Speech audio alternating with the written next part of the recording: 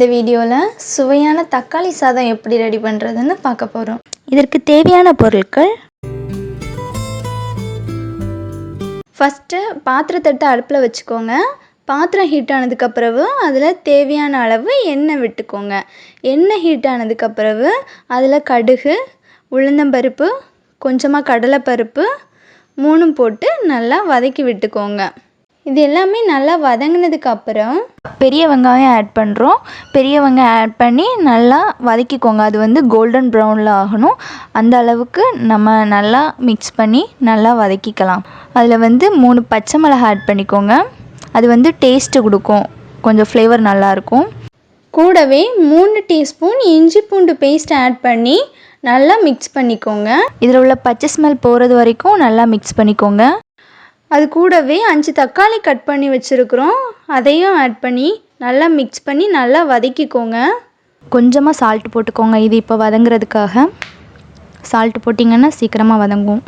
Salt போட்டதுக்கப்புறவு இதை நல்லா வதக்கிக்கோங்க. அதுக்கப்புறம் கொஞ்சமாக நம்ம எடுத்து வச்சுருக்க வத்தல் தூளையும் மஞ்சள் தூளையும் ஆட் பண்ணிக்கோங்க. ஆட் பண்ணி நல்லா மிக்ஸ் பண்ணிக்கோங்க. இப்போ நம்ம இது கூட கொஞ்சமாக கொத்தமல்லி போட்டு நல்லா மிக்ஸ் பண்ணி நல்லா வதக்கிக்கணும். நல்லா மிக்ஸ் பண்ணி விட்டுக்கோங்க. கொஞ்சமாக நம்ம ஃபஸ்ட்டு கொஞ்சமாக தானே உப்பு போட்டோம், அதனால் சால்ட்டு வந்து இன்னும் கொஞ்சமாக போட்டுக்கோங்க தேவைக்கு. நல்லா மிக்ஸ் பண்ணி நல்லா கிளறி விட்டுக்கோங்க. இது நல்லா பேஸ்ட் மாதிரி வந்ததுக்கப்புறவு 400 கிராம் அரிசி எடுத்து அதை நான் வேக வச்சுருக்கிறேன். அதையும் இது கூடவே போட்டு நல்லா மிக்ஸ் பண்ணிக்கலாம். இப்போது நம்ம ரைஸ் எல்லாம் இது கூடவே போட்டு நம்ம எல்லாத்தையும் நல்லா மிக்ஸ் பண்ணிக்கலாம். இதை கொஞ்சம் பொறுமையாக மிக்ஸ் பண்ணிக்கோங்க. ரொம்ப ஃபாஸ்ட்டாக இது பண்ணோன்னா அரிசியெல்லாம் ஒன்றோட ஒன்று ஒட்டி இதாயிரும். கொஞ்சம் பொறுமையாக மெதுவாக கிண்டிக்கோங்க.